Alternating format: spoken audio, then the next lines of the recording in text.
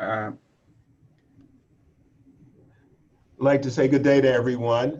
This is Keith Carson, and I have the privilege to serve on the Alameda County Board of Supervisors. And I want to say thank you very much for joining us this morning. And I hope that it's an informative panel discussion that we have with a group of incredible individuals, some local and some from Washington, D.C. And we'll have the introductions in a few minutes.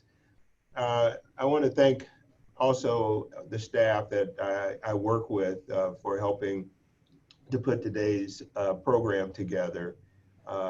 Really appreciate all of the energy that has gone into it.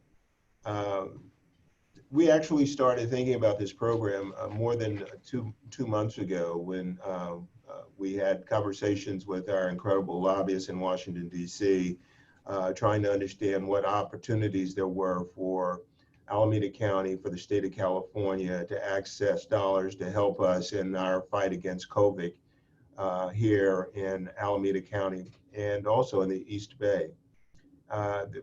Working with any level of government is always challenging and confusing and trying to understand it, but we feel pretty good that the lobbyist, CJ Lake, that we've had for quite some time for our county, every Monday at 1:30, they, along with our state lobbyists, keep us informed up to the moment and with a better understanding of what's going on in the administration in Washington, D.C., and really have in-depth information as it's unfolding and even sometimes before it unfolds.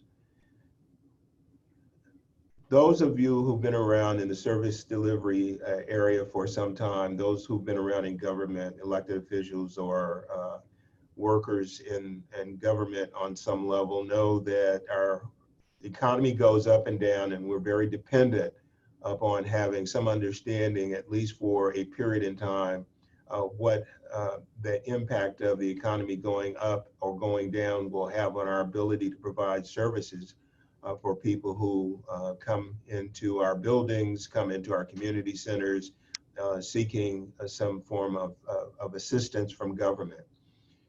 For those who've been through the 2008-2007 housing bubble and saw what that did to the economy, we know that clearly for several years, people are impacted by those decisions as the government attempts to stimulate and keep the economy healthy by coming up with some dollars that go to the state and therefore to the local government, counties and cities, in order to try to keep things afloat until the government and dollars start to stabilize.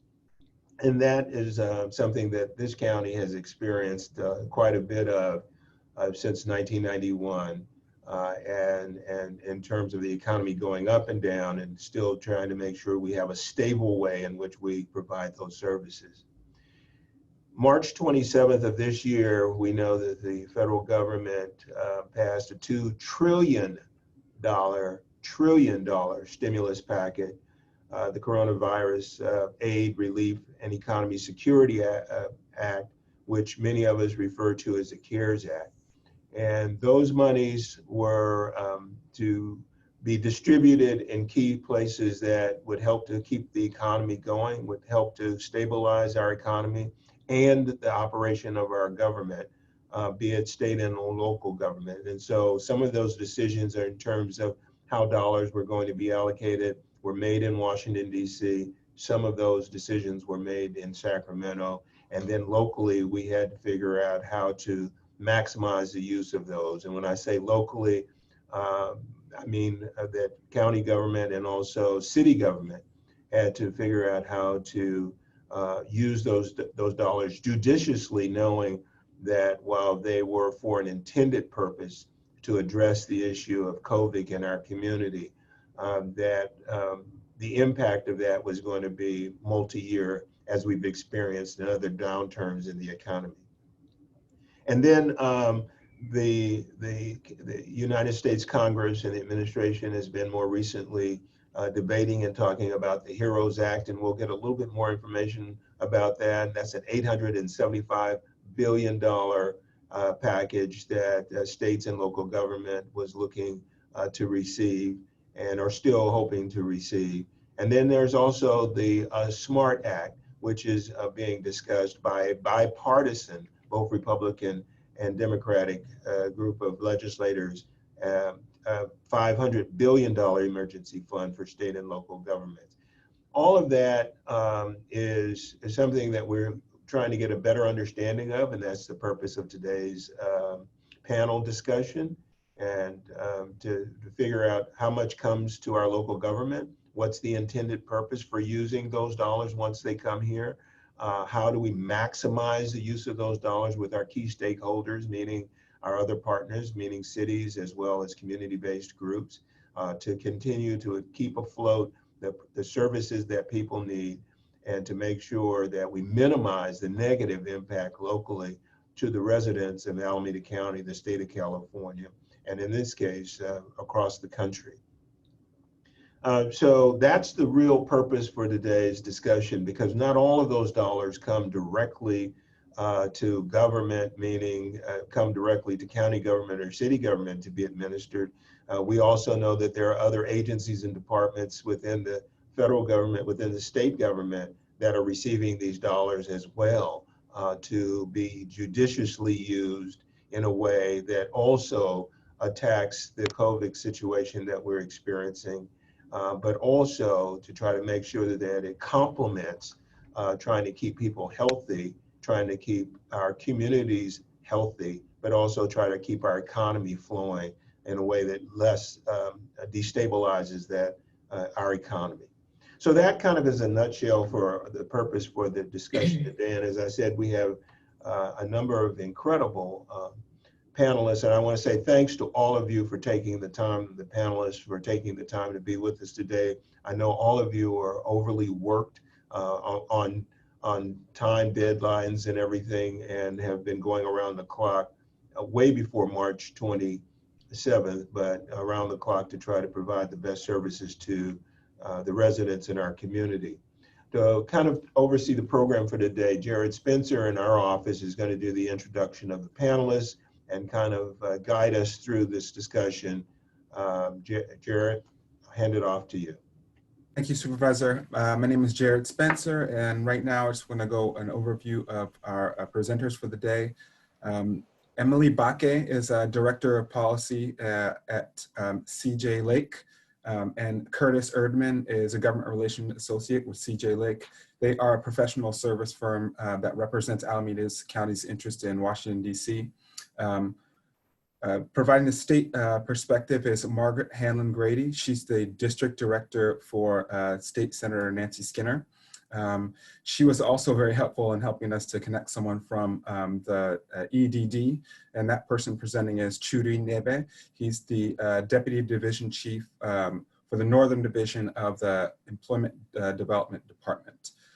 He'll be providing us some information about unemployment insurance and how that internal process is going. Michelle Sterrett is the Housing Director for Alameda County Housing and Community Development Department, and she'll be talking about the CDBG funds that the county received. Also presenting for the county is Melanie Attendido. She is the Principal Administrative Analyst for the Chief Administrative Officer, Susan Marinishi. With that, Emily, if you'd like to begin your presentation. Great. Well, thank you. And thank you, Supervisor Carson, for having Curtis and I today.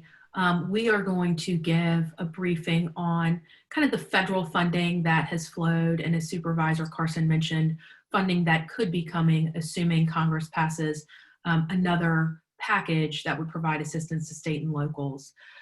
So first off, we will touch on the CARES Act. And as Supervisor Carson mentioned, it was passed on March 27th. It was signed into law on March 27th.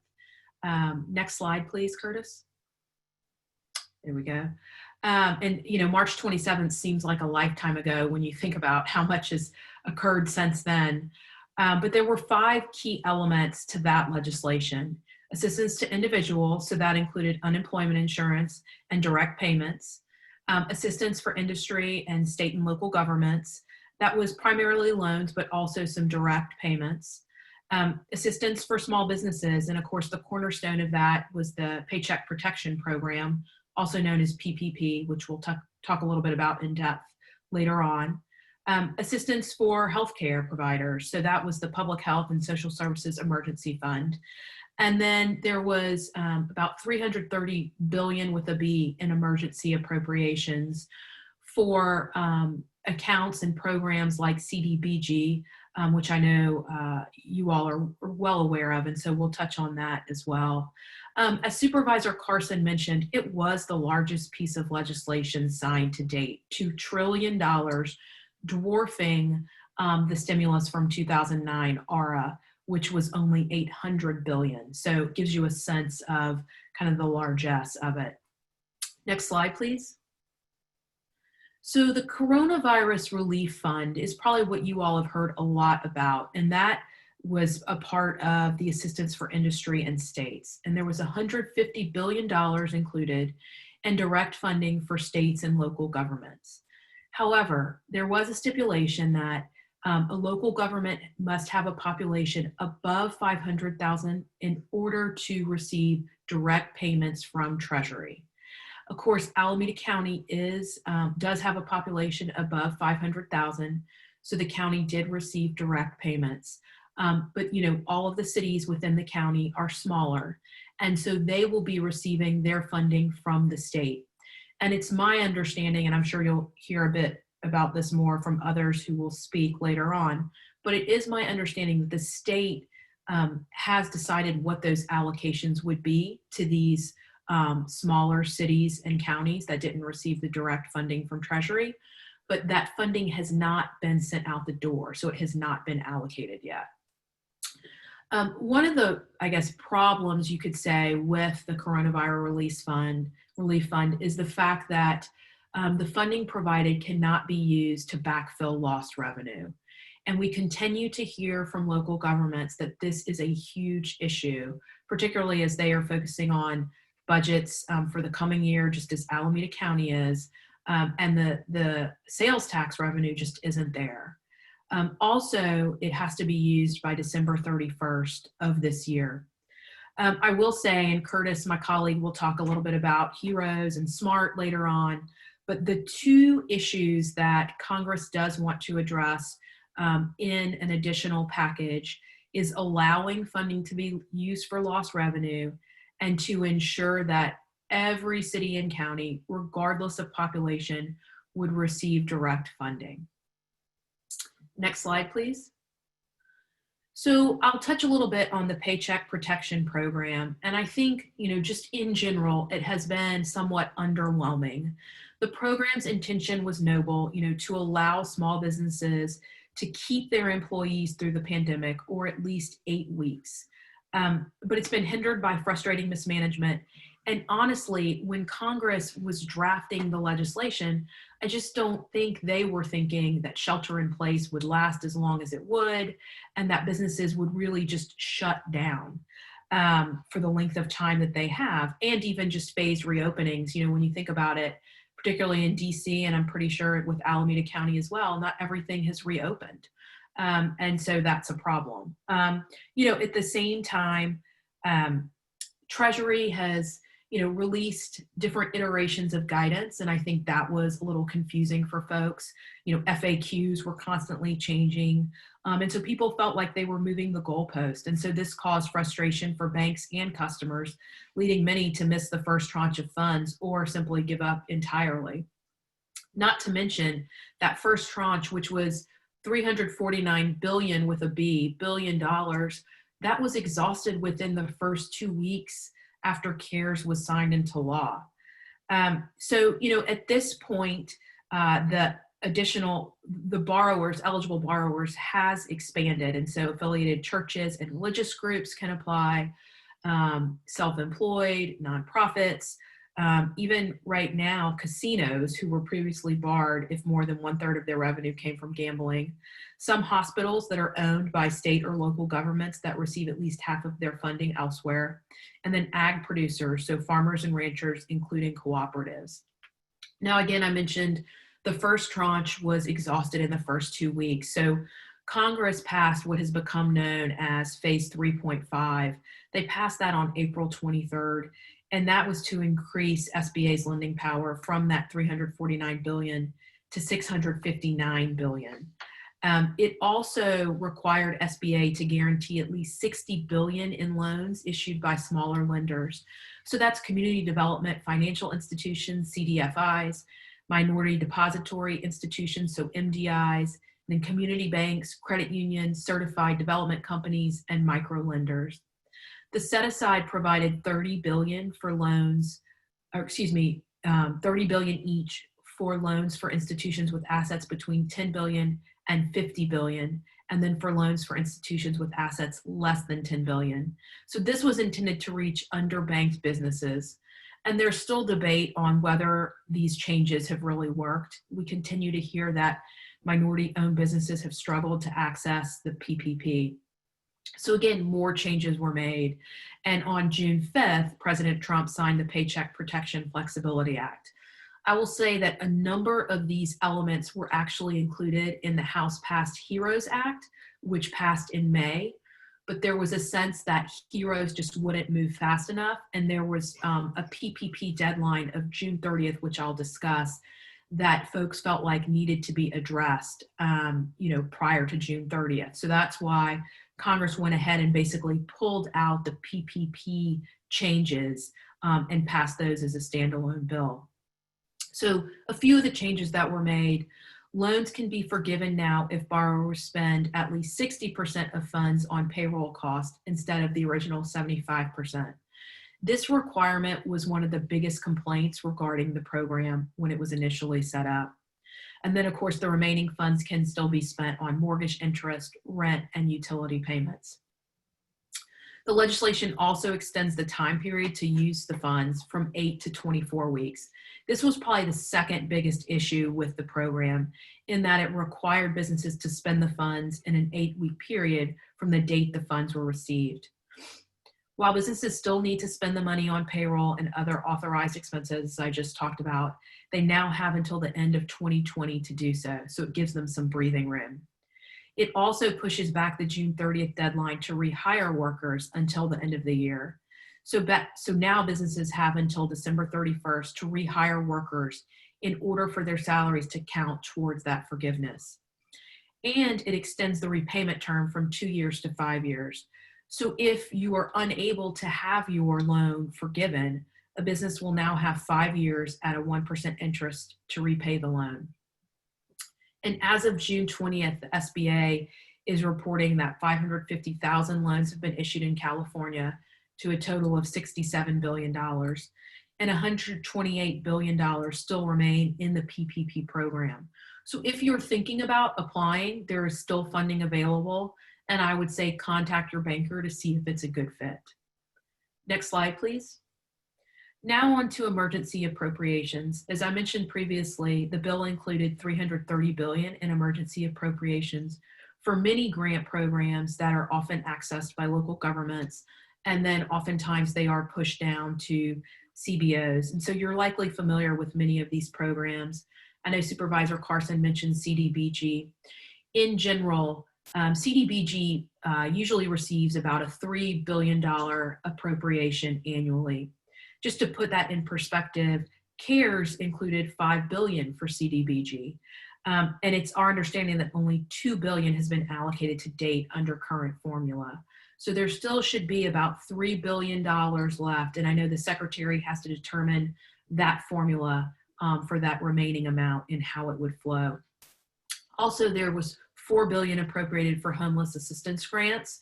Again, we believe $2 billion has been allocated to date under current formula. And again, the HUD Secretary will be developing a formula to distribute the remaining $2 billion.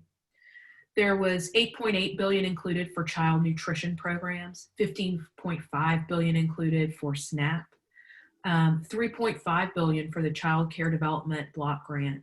Now, both of these, or I should say these three, usually flow from the state. So it goes from the feds to the state and then down to the local governments. Also the same for the Community Services Block Grant. There was about $1 billion included for that. And of course, there were several others. I know Administration for Community Living received an additional emergency appropriation.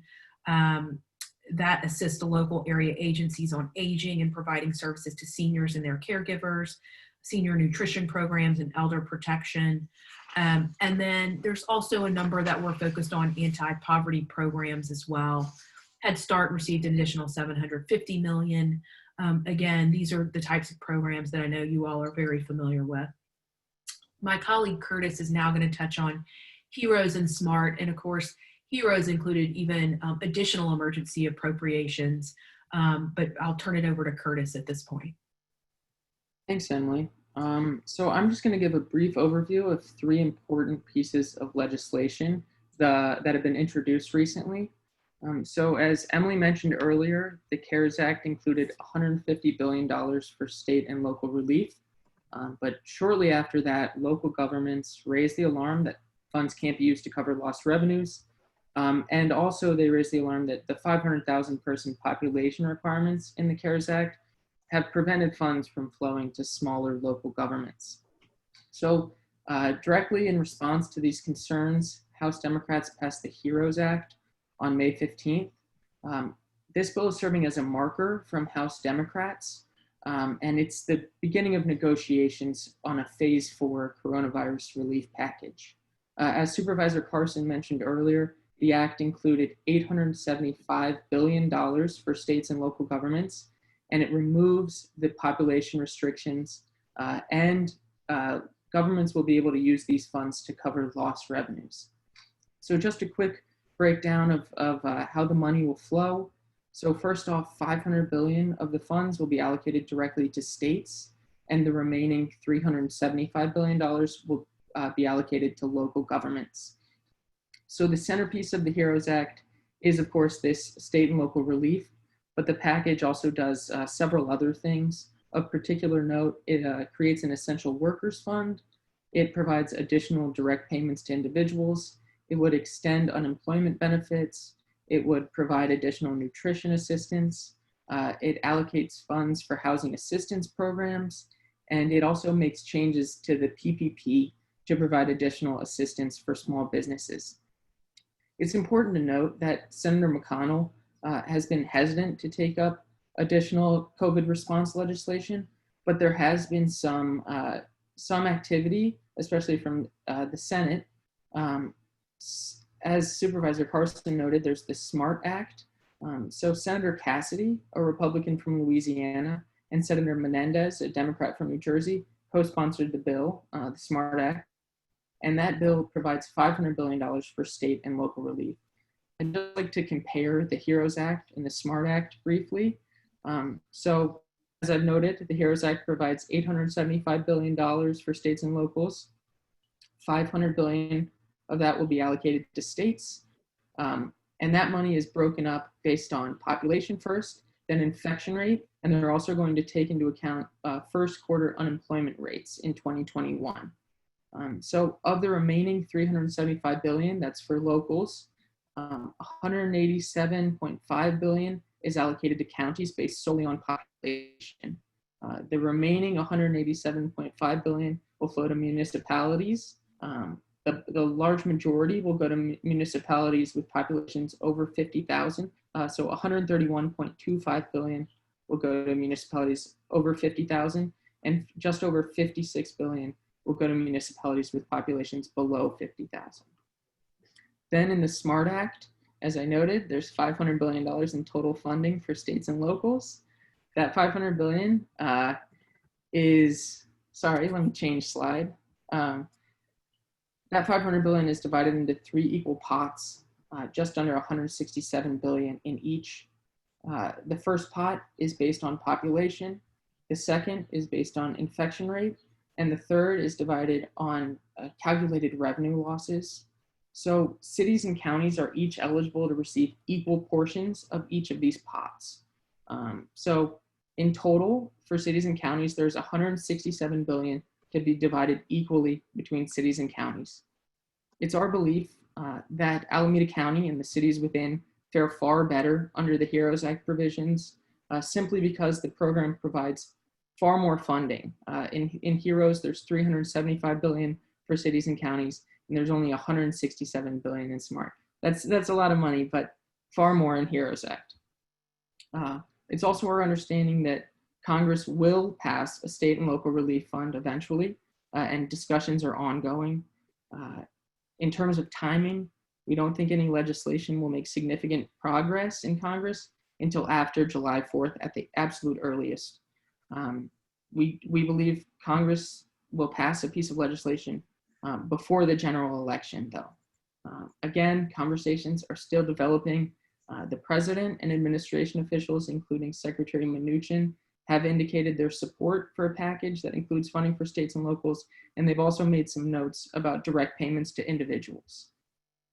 One final bill of interest, it was introduced just last week. That's the prioritized Paycheck Protection Program. This bill is for businesses and organizations that have already received a Paycheck Protection Program loan. So this is only really relevant if you've already received a PPP loan.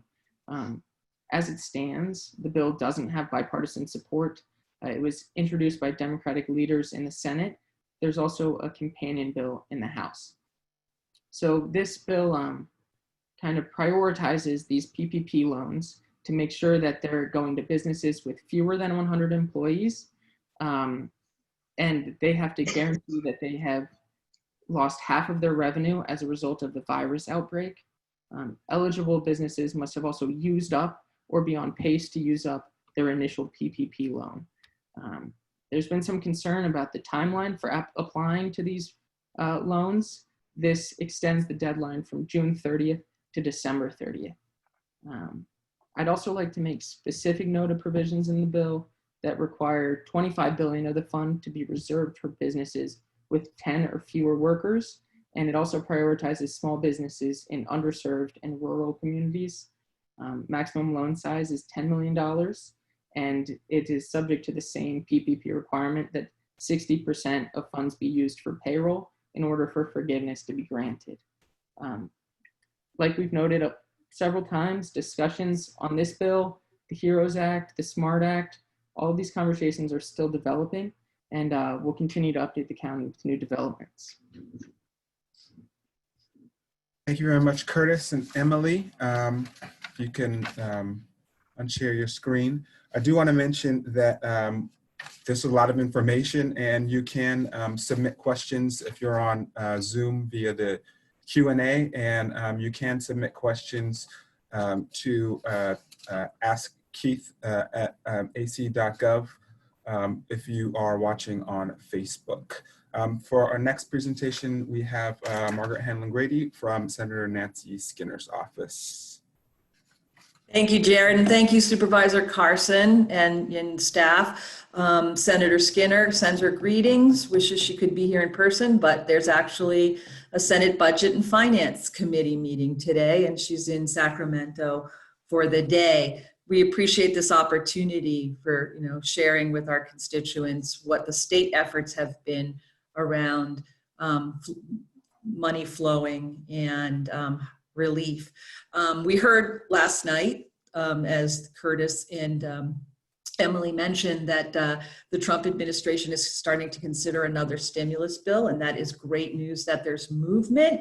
But devil's in the details. We'd love to see something that isn't so tailored or smaller, because according to Bloomberg, we are hearing that the stimulus checks and expanded unemployment have really done the work that it's supposed to do. It's to be that safety net to keep people from slipping further into poverty and to keep poverty levels where they are. And that's great news. What we're doing in our office is hearing an awful lot from individuals in pain and with needs regarding food assistance, housing assistance, and cash assistance. So we are doing probably 80% of the work that our staff in the district office is doing is constituent assistance with these matters. So that is why I would like, if I could, to let Judy talk a little bit about the UI situation first, and then wrap up with what other state spending is happening. Because just like it's a bulk of our work, it's also a bulk of the state spending. So can I turn that over to Judy for now? Thank you, Margaret. Judy's presentation right now. Yeah, thank you, Margaret. I'd like to start by thanking Supervisor Keith Carson for allowing EDD to be part of this town hall meeting. Really we appreciate the opportunity to be able to connect with his constituents and provide some information on what's going on with the unemployment insurance and part of CARES Act that directly relates to the unemployment insurance program. I do realize that during the brief discussion, that some of the participants would at least benefit, from the information that we'll share this morning. So I'd like to start by saying that EDD has, been at the forefront of handling some of the what's going on in the unemployment insurance world. So one of the most frequently asked questions that we do get, is how does the COVID-19 impact the California's economy, since it started, as best as we know, March 14th of this year. So let me share a few quick statistics on what EDD has done so far. Between March 14th this year and June 13th, EDD has processed over about 5.5 million unemployment insurance claims, the regular unemployment insurance claims, and has also processed over 853,000 PUA claims, which is pandemic unemployment assistance claims, with a total now of 6.3 million claims that have been processed again between March 14th and June 13th this year. The payout so far is at $30 billion. So this gives you a picture of how much EDD has paid out to claimants. And the unemployment rate in California now stands at 16.3%. Just to put this in perspective, in April of last year, EDD only processed about 281,485 claims, unemployment insurance claims. However, this same month, from last year, compared to what was done, right now we have processed over 5 times that same amount, from last year. And also, compared to the Great Recession that happened a few years ago, the Great Recession was kind of slow and evolved over time. But with the pandemic that we're dealing with now, it came in, it's very swift, sudden, and unrelenting. But fortunately, EDD has been planning for this over the years and made improvements to our systems and, created online options to make work processes more efficient. And that's, even with all the planning, we still have to deal with this Herculean task of paying, so many people, within a short time and continuously improving the process so that we can gain efficiencies in the unemployment, in order to pay people in a timely manner. So next slide. Next slide, Jared. Yeah, thank you. Okay, so just to give you an idea of what EDD has done to deal with the unprecedented volume of claims, it has redirected about 1,300 staff from EDD branches and other state agencies to help with the unemployment effort in order to pay people in a timely manner.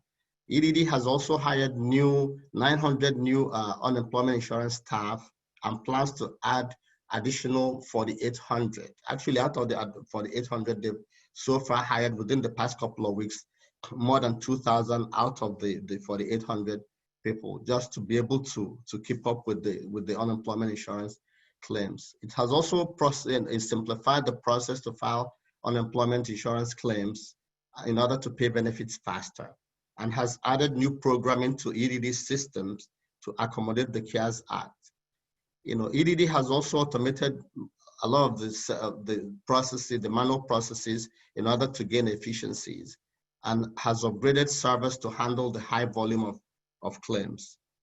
It has established online assistance center for people who need technical help, and has implemented text messaging to claimants, in order to be more tight, communicate with clients more timely. So next slide. Okay, thank you. So I want to talk briefly about the CARES Act, how it relates to the unemployment insurance benefits. There are three components of the CARES Act, which are the federal pandemic unemployment compensation, and then the pandemic emergency unemployment compensation, and finally the pandemic unemployment assistance. So I'm going to delve slightly deeply into each of them to give you a better idea of what each one means and what EDD has done so far. Next slide, thank you. So the pandemic additional compensation, deals with generally the $600 weekly stimulus payments that Congress approved. So this is automatically added to claimants' weekly, benefit amount, and it's applicable to almost all the, UI claimants, UI meaning unemployment insurance claims, including regular, benefits, work sharing claims, and then the pandemic emergency unemployment extension. This, however, does not apply to training extensions or the state special school benefits. For the additional 600, weekly benefits, that applies only between March 28th, 29th, and July 25th this year. So there's a finite, time. So come July of 25th of this year, the $600 additional stimulus payment would expire unless Congress authorizes additional, extension of the $600 weekly benefits. Next slide. Thank you. The pandemic emergency unemployment compensation provides additional 13 weeks of benefits when all benefits have, associated with normal claim has exhausted. So again, this is filed automatically for those who qualify. They don't need to do anything. EDD will automatically file those, extensions for them. And then it also again applies to between March 29, 2020 and December 26, 2020. This is on top of the weekly, you get additional $600 weekly benefit on top of your whatever you normally get. However, again, this expires July 25th of this year, which is, next month. Additional extension might be available, but at this point, we don't know. It would depend on the state government, the state of California and the federal government if they do grant extension to the $600 weekly benefit amount. Okay. Next slide. Thank you. So the final component of the CARES Act with regards to unemployment insurance is the pandemic unemployment assistance, popularly known as PUA. This is of interest to a lot of people because it covers, small business owners, those who are self-employed, independent contractors, gig workers like Uber drivers, etc. It also allows people who have regular unemployment claims but have exhausted those benefits. They too can file, for PUA. It pays benefits up to 39 weeks with no waiting period, and then applies between February 2nd of 2020 and December 26th of 2020. Again, this comes with the additional $600, on top of whatever they get. However, it expires again. The $600 would expire come July 25th unless there's an extension from Congress. EDD started accepting these applications on April 28th of this year. And then it's retroactive to when people became directly impacted by the COVID-19. However, the claim cannot start earlier than February 2nd of this year. With the PUA, there are two phases. The initial phase pays everybody a baseline of $167, and that could go up to $450. The phase two then would increase. That's where the additional payment comes in. If people can prove that they had net income reported at the time of claim filing that shows that they had some more money, they made some money in 2019, then EDD would review their cases and and possibly increase their weekly benefit amount to up to $450, and they will be retroactive from the time that they file the claim, if they are so deemed to have qualified for the additional, a benefit, a weekly benefit. Next slide. Thank you. Okay, thank you. So, in an effort to keep people informed, EDD has instituted several, ways of doing so. One of them would be text messaging to advise claimants when their claims have been filed, or when their claims have been processed, or when the first payment has been made, or when a pandemic extension, emergency, unemployment compensation has been filed for them. Since it's done automatically, they do get text messages. But we do advise people to check their, US mails. Sometimes EDD would require ID verification, so that would come to you by mail, so that you're the only one that received it. So that way you can furnish whatever documents are required, are demanded of you. EDD has instituted online email reminders when it's time to certify for benefits, and now has virtual age agent, which you can find on EDD's website. It's a chatbot that feature that's attached to EDD's website. You can go there and ask questions, and then the virtual agent will respond to your questions. EDD also has the online assistance center that's open from 8 a.m. to 8 p.m. 7 days a week to assist people who are claimants who are filing for unemployment insurance. It would help with registration, looking up customer ID number and password resets. They are also working with Bank of America, because Bank of America issues the debit card for EDD. When you get a new card, when the deposit is made to your account, the Bank of America will send you a quick text message, and it would also let you know when you're running low, when your balance is running low. Next slide.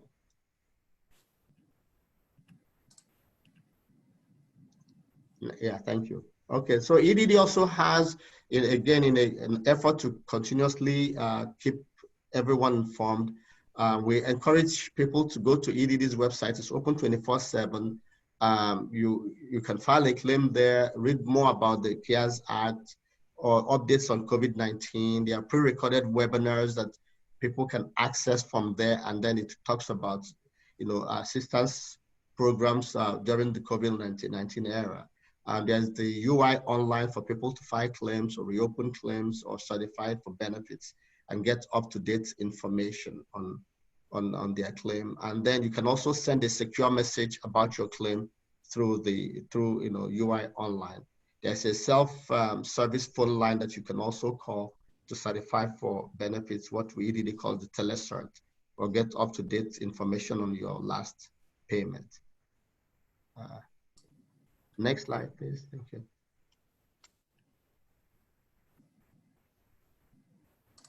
Next slide.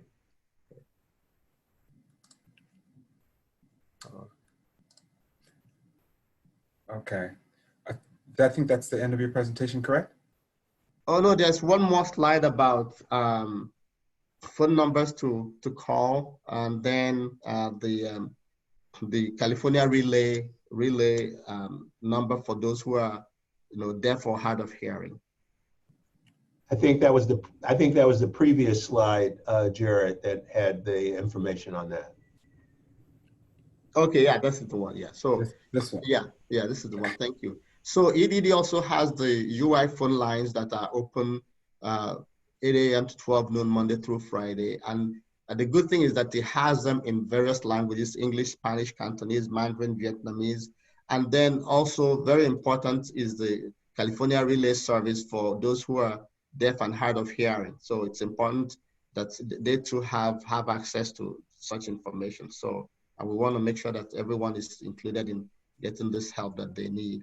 And then there's help with the UI online, also that people can call the number from 8 a.m. to 8 p.m. Monday through Friday, 7 days a week. And there's the help line that's available 24/7. So that concludes my presentation. Again, thank you to Supervisor Carson for inviting us to participate in this town hall meeting. Thank you so much, Margaret. And thank you, Trudy. Like I said, we're working very closely. That's the #1 issue we're seeing in our office.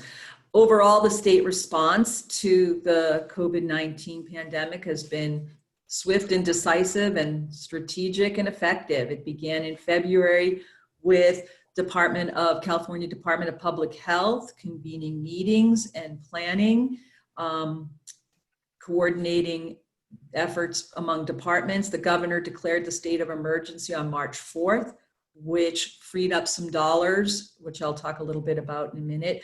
Activated the Operations Center and Health Coordination Centers. And we started to see the economic fixes come into play when we ensured that schools could continue meal services, and if they closed, and upping food assistance dollars. Mass gatherings were banned mid-March, and then we saw the executive order on March 12th, which waived the one week waiting period for unemployment insurance. That was a huge move. That's a big step towards that direct assistance that people have been asking for years. So when schools retain funding, we extended the 90-day tax filing. We encouraged EDD work sharing. We opened paid family leave to folks unable to work and because they were caring for the ill or quarantined. The evictions halt was another huge step, and we issued, the state issued guidance for 65-year-old or older residents to shelter in place and isolate. On March 17th, we finally had the emergency legislation approving the $1 billion. It was also the day restaurants and bars closed. And the reason I think this is important is that the first $500 million went out the door. We're not even out of March on this. So this timeline sort of shows the response, and it's ongoing. For example, just this week, Franchise Tax Board moved to extend again, and we're still on March 15th, the extension of the waivers of the CalWorks to make that easier. So the state continues to respond, and the latest response will be the budget that gets voted on tomorrow and trailer bills into next week. I'm gonna switch my screen now. The California Legislative Analyst's Office did a really great job explaining the flow through and allocation of the CARES Act money. And if I can get that up on my screen, share screen. Yep. Okay, so that's a little, are you able to see that? Terrific. So that is a graphic of the flow of the federal dollars. No, we don't have it up yet. Just a second, Margaret. Thank you. Okay, thanks, Supervisor. Can you try the screen share again? Sure. Yeah, I can't seem to get out of here. Hold on. Oh, yeah, sorry. Can you see it now? No. Hit screen share and then hit the screen, hit screen 1. I'm gonna do that.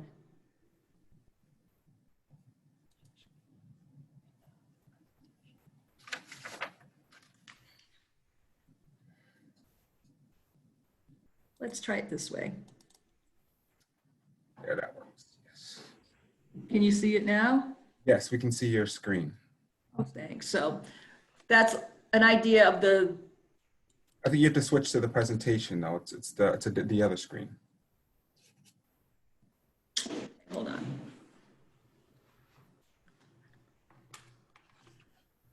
Okay, that's we're sharing your screen.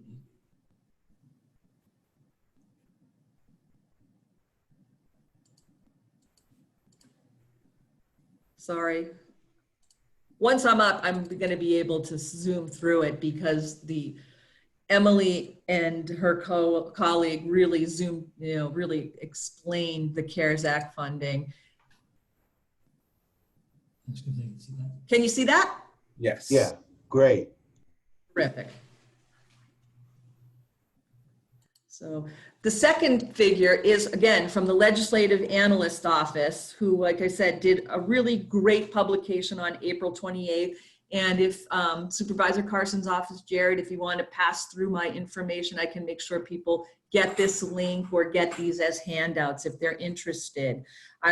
This was published on the April 28th, and it hasn't been updated to reflect real dollar amounts, accurate dollar amounts, and some of the expenditures because we've been in California focused on our own budget, getting all that work done, thanks to our constitutional deadline. But I think that this second slide, figure 2, funding state government administrations and state provided services, that gives you a really good idea of the departments and the flow through. We know we've seen a lot of this money go to food assistance, as it should, UI. That number under the unemployment insurance that I'm circling right now isn't reflected as Judy's slide shows. We've actually spent a lot more, but these resources are excellent. And we can, like I said, they're available. Going back to the March 4th declaration of emergency by Governor Newsom, that released $1.3 billion from the Special Fund for Economic Uncertainty into the disaster response emergency operations. And this was specifically for that immediate medical supply need, enhancement of hospitals, PPE, personal protective equipment, and that was SB 89, which happened before the recess.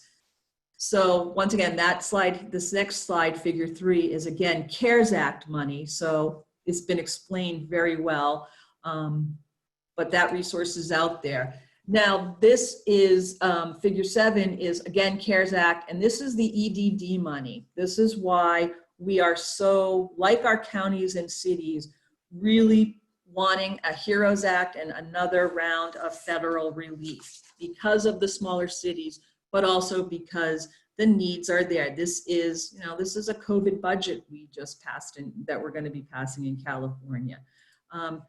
This last graphic is much more up to date. This was provided by the California Department of Finance, and this is our state money. This is the state money that's going, hopefully, that is flowing to counties and through our agencies. And I would like to point out that the FEMA money isn't reflected here, and a lot of the COVID money isn't. But the CARES Act money isn't. But this is where we're gonna build on. We know that in this coming budget that we'll be voting on Thursday, we're gonna see a bump in emergency services money. And that is in line with our 4 pillars of the budget being, protecting healthcare and education, fire services, COVID, and COVID-19 response. So this document, for example, on March 18th, the increase in emergency funding, that's been spent. That is $100 million to the for the housing and temporary shelters. That is hotels, motels, the trailers. On March 20th, you can see $330 million to Lee Seton Hospital. That was one of the immediate responses. The 2 hospitals were secured. A bump in EMS of $10.6 million. And up until today, where we are continuing to spend down this money, and we'll see in the new budget more spending for that. So that's my conclusion. And like I said, we'll continue to take constituent calls for help navigating the EDD process and the small business process. And we have these materials and a list of resources if folks need help with other situations in and around COVID. So thank you for this opportunity.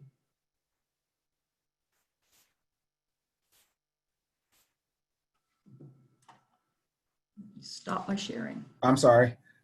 I stopped sharing, and Thank you very much, Margaret. Really appreciate it. Thank you, Supervisor. Really timely information from the state.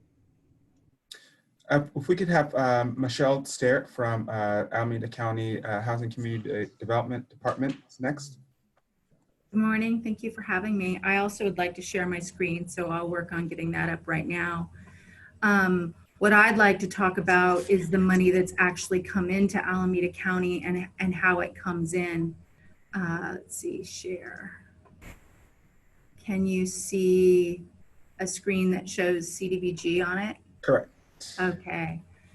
So we talked a little bit about the CARES Act funding that has been allocated from the federal government. And I'm sharing right now a screen that explains the different grantees that HUD provides funding to. And I've also got what the regular fiscal year CDBG allocation would have been or was for that jurisdiction. Those dollars were probably the fiscal year $20 were announced last November or maybe September, and these jurisdictions receive a direct grant from HUD. So Alameda, Berkeley, Fremont, Hayward, Livermore, Oakland, all of these jurisdictions here get a direct grant from HUD, and this is what their normal annual allocation is. And over here in red, you can see what the CARES Act dollar was, and that's just to give you a sense that while it was a lot of money at a federal level, the amount of additional dollars that came in for CDBG was just a little under half of what a regular allocation would have been. So for instance, the city of Oakland normally gets about 7.7 million a year for CDBG, and what they received in CARES Act was 4.5. Another jurisdiction that is in Supervisor Carson's district is Berkeley, and they receive 2.7 normally, and what they got under the CARES Act was 1.6.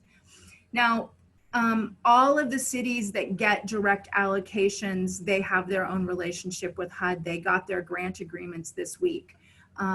What the county receives is this little dollar amount down here. Alameda County Housing and Community Development administers what we call the urban county. And the urban county is the 5 smallest cities, which include Albany, Dublin, Emeryville, Newark, and the unincorporated county. And so the amount of CARES Act dollars that we share with those 5 small cities and the unincorporated county was $1.2 million. And we also received our grant agreement this morning, actually. So the funds have finally been allocated to us, and we are just now actually able to access the dollars. I wanted to share a little bit about how we intend to use those dollars. If you can see this screen here, we have funding going out for food distribution, shelter operations. We've got small amounts for information and referral, small business grants in the unincorporated county, and then we're also trying to do a rental assistance program. So that's the intent of how that $1.2 million is going to be spent. The other big chunk of dollars that came down through CARES is the emergency solution grants. There are fewer grantees in Alameda County for emergency solutions. So I did just talk about the urban county, which is the 5 smallest cities, which is Albany, Emeryville, Piedmont, Newark, Dublin, and the unincorporated county. We had a first and a second release of ESG dollars from HUD, and all told that comes out to about $5.7 million. I want to be really clear that the ESG dollars that the urban county normally gets is about $350,000 a year. So this is such a huge increase from what we would normally get, and we're still working on the planning for how those funds will be used. Oakland and Berkeley each get their own ESG dollars. Oakland will be getting $21 million, and Berkeley will be getting $6.6 million. Then we have this kind of group of cities that are not Oakland and Berkeley and not part of the urban county. And those are what we call the non-entitlement cities. and Alameda County Housing and Community Development is the administrative entity for those ESG dollars. And so we will receive approximately $9 million from the state to provide to Alameda, San Leandro, Hayward, Union City, Newark's part of Urban County, Fremont, Livermore, and Pleasanton. And so we don't know exactly what the second release of ESG for those cities will be. We think it's going to be about 7.2 million. That's based on our estimates, but we've not yet received either the grant agreement for the first release or an estimated amount or a firm dollar amount for the second release. So we're waiting for the state to provide us with that information. How we intend to use the ESG dollars, we have programmed them to go towards both the hotels for the homeless, as well as exiting from the hotels. So the approximately 500 homeless that are currently being housed in either the Project Comfort hotels, which are those folks who are most at risk, or the actual hotel where folks have been positive for COVID. And those two hotel programs are separate so that folks who are positive are not being mixed in with those who are at risk high risk of contracting COVID. So the funds we're expecting to spend are both exiting from that program, but then we also want to spend a big chunk on rental assistance. So rental assistance is really one of the things that we see as really important. The dollars that Alameda County, of course, will be working with is the money for the urban county and the money for the non-entitlement jurisdictions. Oakland and Berkeley are responsible for administering their funds, just like all of the cities are responsible for administering their own CDBG grants. We're not exactly sure how everybody is planning to use it, but we are tracking what we know. And there's been some money that's been allocated towards rental assistance. We really feel like rental assistance is one of the most important ways that we can spend these funds, especially the ESG funds, because that's where we see a tidal wave of folks who are at risk and could potentially lose their housing. And that's the basic information about our the program that we've been working. Thank you so much. And finally, we have. I will just add really quickly that some of these contracts are going to the Board of Supervisors next week. Great. Thank you for mentioning that. Lastly, we have Melanie Attendido from the Alameda County CAO's office. Hi, thank you. Thank you for having me.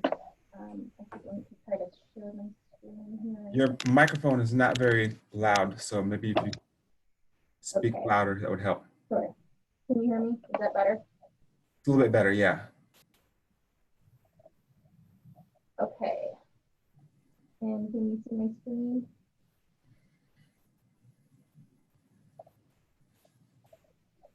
Yes, we can see your screen. Okay, great.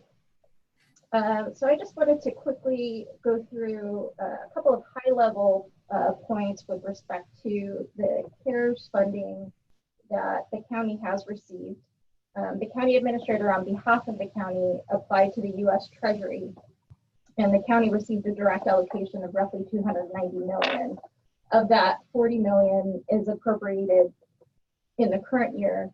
As our housing director mentioned, the funds are categorical and time limited, and so they must be spent in the 2020 calendar year. So the remainder, the remaining 250 will be appropriated in the next fiscal year to be spent before the end of the calendar year. Melanie, you're a little bit difficult to hear. Maybe if you could speak a little closer to the mic, maybe that could help. Sure, let me see if I can speak up there. I'm not quite sure why the sound isn't picking up very well today. Generally speaking, just to put things into context in terms of the county budget framework this year, our usual process is per policy is a maintenance of effort budget process. This is our baseline budget. The county just presented its proposed budget. It closes a $72 million baseline funding gap. We had presented essentially our plan to approach the 2021 budget in 3 phases. Given the swift change in the economic landscape, phase 2 of our budget process will take into account revised revenue projections based on what the state has put out in the governor's May revision, as well as any additional information we're going to be analyzing as the week progresses with respect to a budget deal that's reached between the legislature and the administration. So we know that, based on our early estimates coming out of the May revision, as well as some estimates from our sales tax consultants, on top of the $72 million funding gap that we have just closed, we were initially anticipating an additional roughly $121 million revenue shortfall that we would have to address in the next fiscal year. We know from some early information that we're anticipating at least a partial backfill of that realignment revenue, but we know that it's not going to be nearly enough. And as our federal advocates had mentioned at the top of the call, we also know that so far, we're not necessarily anticipating that any potential additional federal assistance will be able to go towards backfilling any revenue losses. So that's a challenge that is at the forefront in terms of our budget process. So just a high-level look at our proposed budget. The county's proposed budget for the next fiscal year is $3.1 billion. As I had mentioned, we have already closed. We have proposed to close a $72 million baseline funding gap, and are looking ahead at the next phase to address the additional revenue shortfall that we anticipate. So in terms of our revenues, the county is highly dependent on both state and federal aid. Roughly 60% of our general fund budget comes from state and federal aid, and so we are really at the mercy of the economy. We know that a lot of our program funding is reliant on both 1991 and 2011 realignment funding from the state, which is sales tax based and vehicle license fee based. Both of those revenues we know are going to be significantly impacted by the economic downturn. And so I just wanted to show a breakdown of what that looks like in terms of the basis of our early estimates. So for the fiscal year 2021, we're anticipating a shortfall of roughly $63 million in realignment. You can see that that's across several different program areas for the county, in healthcare, social services, and public protection. The county also receives Prop 172 funding. Prop 172 is a half-cent sales tax for public safety. We're also anticipating a significant shortfall there. And then there are other local sales taxes. Measure A, which is our local sales tax for healthcare services. We have an unincorporated area sales tax. And then, of course, the Mental Health Services Act funding, which, while we might not see an impact immediately in the next fiscal year, we certainly anticipate an impact in the out years because that is personal income tax based.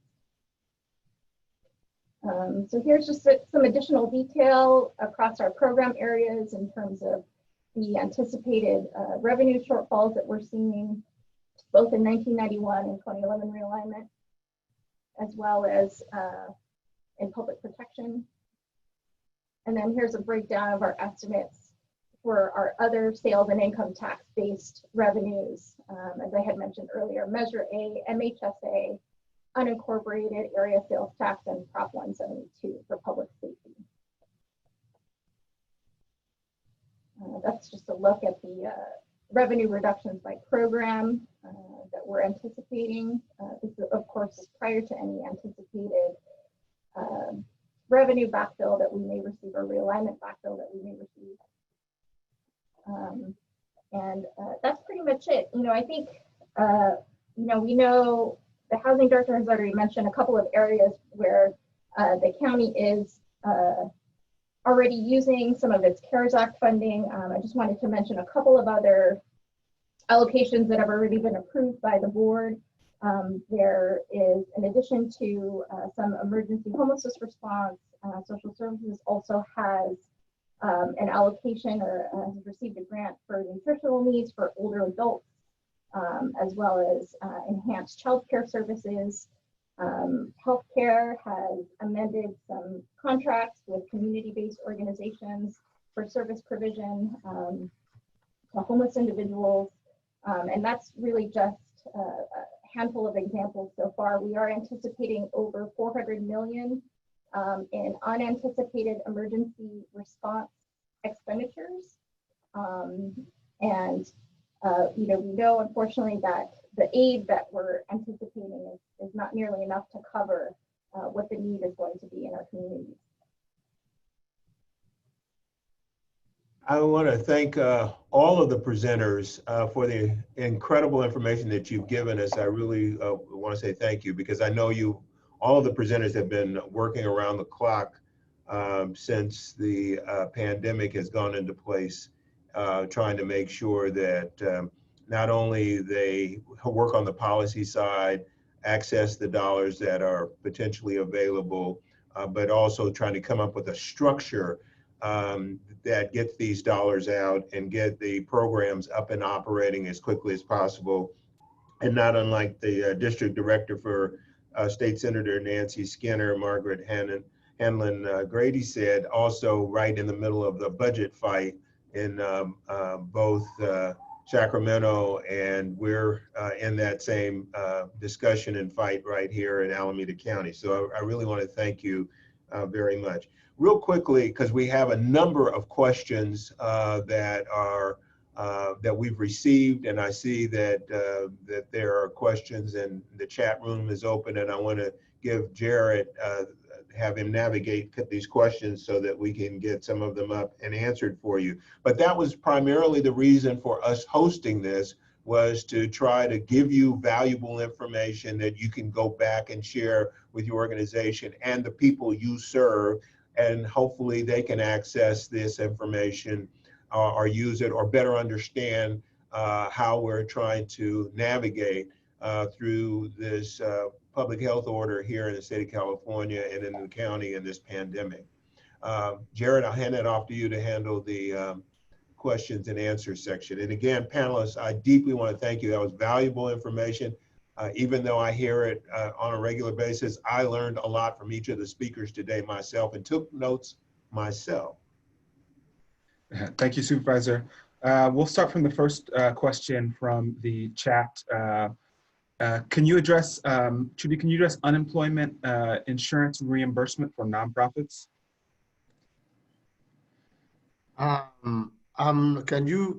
Can they be more specific when you say unemployment reimbursement for nonprofits? I mean, I'm not sure what they want. Is there, okay, well, I see that just got removed. There was, if there was any insurance offer, any assistance for nonprofits from EDD? Not, I mean, as best as I know, not as an organization. If there are individuals who work for nonprofits who are unemployed, they could actually file for, for the PUA, the Pandemic Unemployment Assistance. I know some nonprofits don't pay into the unemployment insurance fund.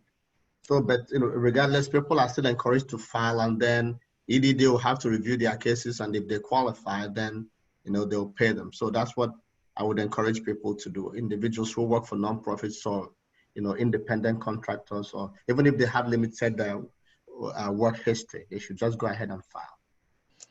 And we have a lot of EDD questions, so I'm going to try to see if I can put them together. Okay. A lot of people have had issues and have waited, had a long time waiting for over a month to get their questions answered. Is there an improvement? Has there been an improvement of the website? Will there be any more additional resources put in place to help people make that process a little bit more quickly? And also, maybe this is also for Senator Skinner's office, what's the best way to reach someone from your office if a constituent has an urgent need and assistance with unemployment insurance issues? Okay, so so the first part of the question is, the time it takes for people to file, to get their payment. Typically, it takes about 3 weeks from the time they file for the unemployment benefits to get their check. Sometimes it might be 4 weeks for the PUA, because the PUA most of it is done manually. So it's not programmed like the regular unemployment. So that might take, more than 3 weeks. It might be 4 weeks, but typically the others take about, 3 weeks, for them to get their payment. EDD has been adding, like I mentioned in my presentation, has been adding more and more employees. They're in the process of adding, for the 800 more staff. Most of the EDD staff have been redirected to help with the unemployment benefit, process, same as some of the other state agencies. So everybody's coming together to work. And most of these people work from 6 in the morning to 8 p.m., 7 days a week. So a lot is being done because of the sheer volume of claims that we get. But they are working, I can assure you that they are working very, very tirelessly. All of us are involved in the process, working to make sure that people get paid in a timely manner. So what I also want to make sure that people, that when they file the claim, that they answer all the questions, follow the process, because anytime there's an issue with a claim, then it kind of delays it because they have to get back to the claimant to clarify stuff. So, EDD is working as fast as it can to get claims, processed, and hopefully as more people come on board, new hires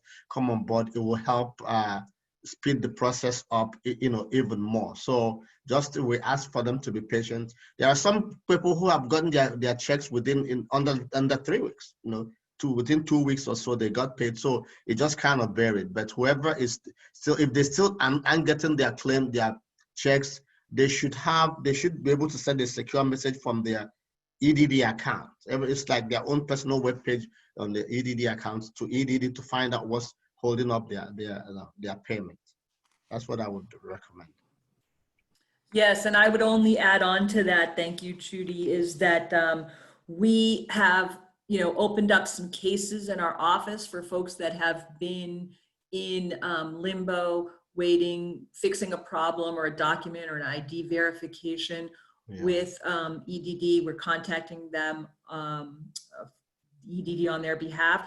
Our turnaround time isn't much better. There's been a few cases where the pace is such that folks have actually called us to say, oh, I've got my check or it's been resolved. But we're happy to make that attempt for folks and do what we can, as well as help sign them up or refer them to other services.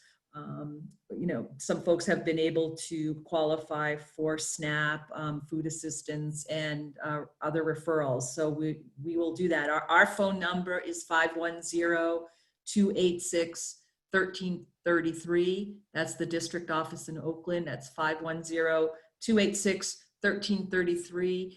And there might be no one in the office only because of the COVID-19 shelter in place protocols, but we have that number forwarded to our staff on a rotating basis, and you'll get a call back.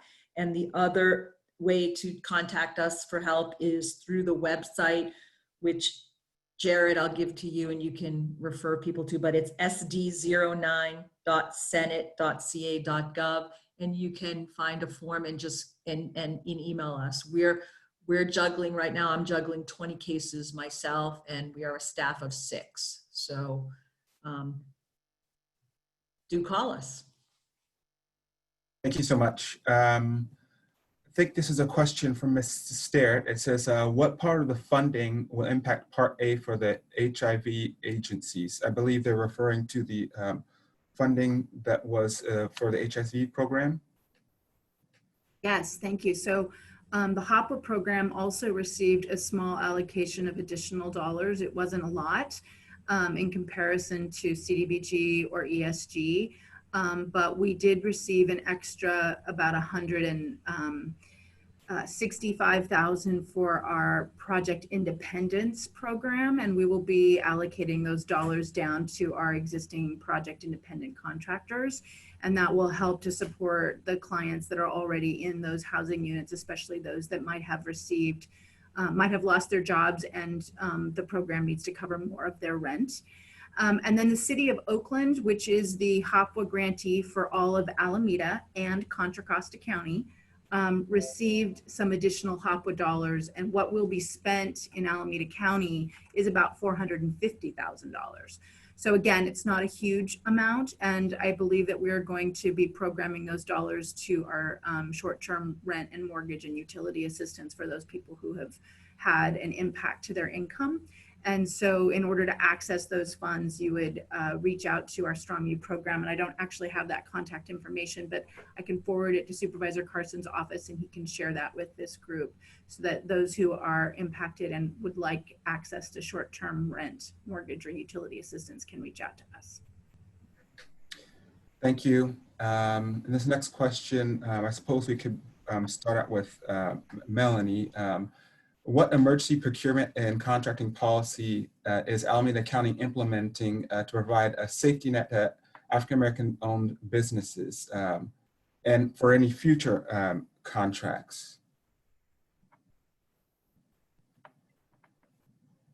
So, you know, I don't have direct information, you know, I think in direct response to that particular question. You know, I think we'd probably be working closely with healthcare and social services to assess what those procurement processes would look like. And, you know, given the fact that the funding is time limited, you know, it's something that we are likely going to be looking to do in short order. So, you know, I think that's an area that we're going to have to look into and follow up with some additional information just based on what our program staff are planning to do, or, you know, existing, you know, contracts that we have with community organizations that we might be potentially looking to augment. So I know as part of the budget presentation, the county administrator did present some plans with respect to our budget alignment around the core principle of equity. So that is something that we're committed to, you know, rolling out more information on. Yes, and I can also add, I do know that our office and other offices are working with a lot of community-based nonprofits and other groups that have been organized in response to COVID-19. They are coming up with a list of areas that they'd like to focus on for us to focus our dollars on in the future. And I know that they've reached out to our office and some other folks in the county asking for some specific areas. We have contracted for additional health services being provided to particular communities. So I want you to know that that is being addressed, and those contracts are going out because, as Melanie said, they are, this money, the pool of money is for the year, and so those contracts are going out as those cases arise.